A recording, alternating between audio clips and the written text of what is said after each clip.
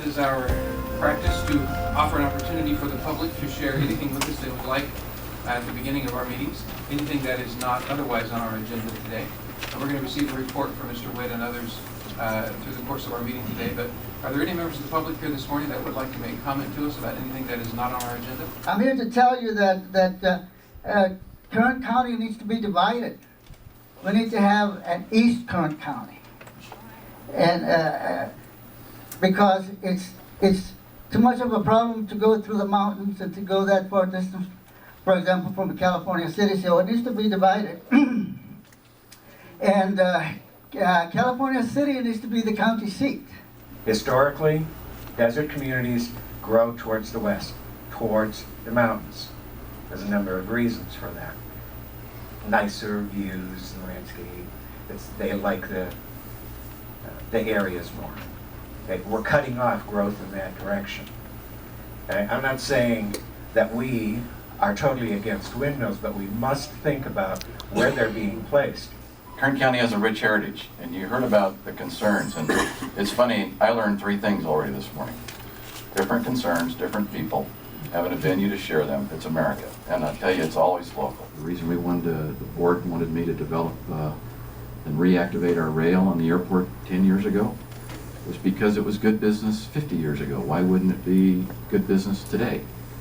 And it's turned out to be good business for us and for the region. I mean, frankly, whether you're for windmills or against them, it was coming this way. Would you rather these things being unloaded in Victorville and all the jobs in Victorville? This is rather historic. In the 4 years that I've been clerk of the board, we had, other than Kern Medical Center meetings, we've only met one other time. The board and all of the incorporated cities in Kern had a meeting in McFarland.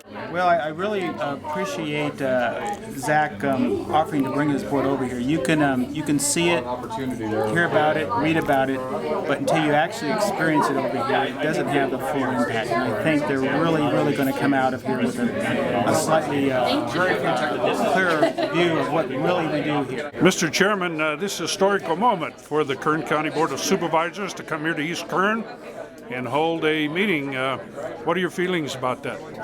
I think one phrase that captures all of it is we were welcome to unrestricted green space today. That's a great way to capture the can-do, anything is possible atmosphere and mindset that's here. I can't tell you how exciting it is to have that right here in Kern County. An honor and privilege to have all of my fellow board members out here at the Mojave Air Space Port for a tour. The research, test, and development, the innovation that we have out here, I think is something that you have to see for your own eyes to truly appreciate, and they've all made time in their busy schedules to come out here and do just that. On your watch, we have a historical first of many that you've had here, but to get the supervisors from Kern County to come over the hill and touch and feel what we have here, what does that feel like? Well, it's a big deal.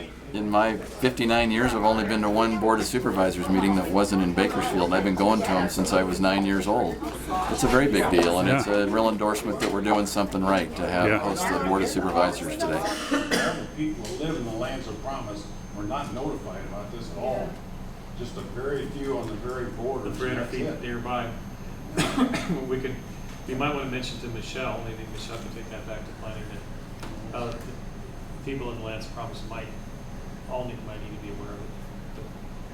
I've sent 3 letters, 2 to the Planning Commission and 1 to Zach about the whole thing with photographs and the whole 9 yards, so they're well aware of my opinion on it. Because I'm right directly across from the main entrance gate, and I'm right next to him, and he's looking into it. They say this is going to be a building, which, and this. 2 of them, one on this side and one right across the road in my kitchen windows. Yeah, we're both looking right into the side of it. Try and consider how you would feel if this was going directly across the street from where you live. Certainly they could put those kind of buildings on the north side and you'd never see them. That's The true. whole thing is just, this is resulting in one job for Rosemont. There's going to be one person working for all the 10 sites that they're doing. The game is one job, and it's probably not going to be anybody from Rosemont that's going to have the job. Just once a month they have to clean. Well, I think the other countervailing thing though is to limit agriculture. Someone could always grow something there if there was water. The last meeting you guys had some road questions. So I have answers. The Roseman Boulevard from 110th to 170th. On August 23rd, Pat from the Rose Department put advisory signs out on Roseman Boulevard. He thinks that perhaps people are ignoring them. The crew fixed a lot of the potholes on Roseman Boulevard, and they plan to get out there again, so they're going to go out again and work. Okay, the AVAC project road repair on 80th Street West to Holiday Avenue A.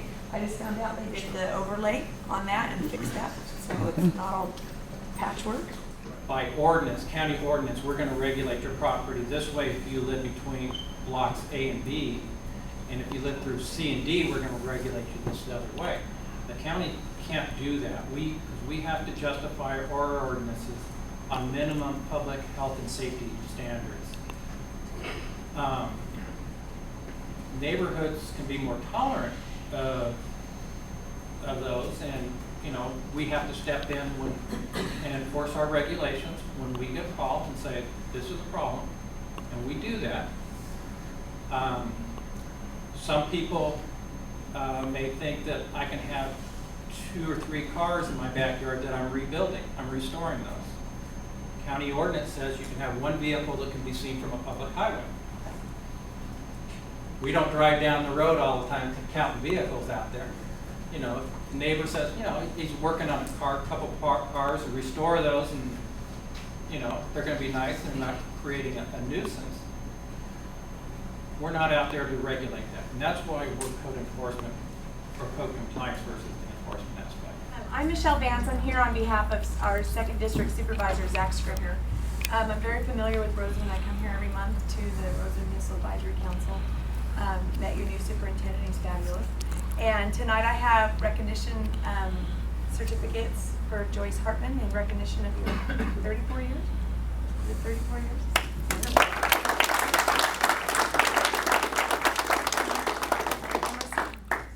For your 5 years.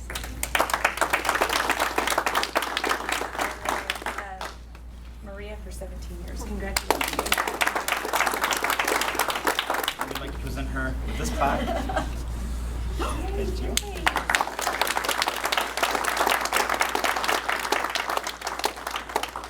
Emerson Price for 5 years of contributions and dedicated service to Southern Kern Unified School District.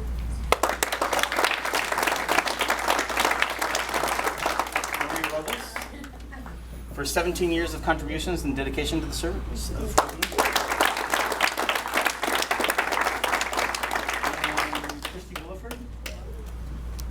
Well, she has 20 years of contributions and dedicated service to Southern Kern Unified, so. Glad to be here. So, Ms. Goodman? My penmanship is pretty bad by Ken Nesbitt. My penmanship is pretty bad, my printing's plainly awful. In truth, my writing looks so sad it ought to be unlawful. I try, but still I must confess my writing looks like scribbles. My pencil makes a painful mess, my ballpoint leaks and dribbles. My letters take up so much space they nearly can't be read. The ones that should be lowercase are capitals instead. My P's and Q's and R's and B's are backwards half the time. When letters look as bad as these, it's probably a crime. My cursive thought or lack of style will make you want to curse. But even so, I have to smile. My teacher's writing's worse.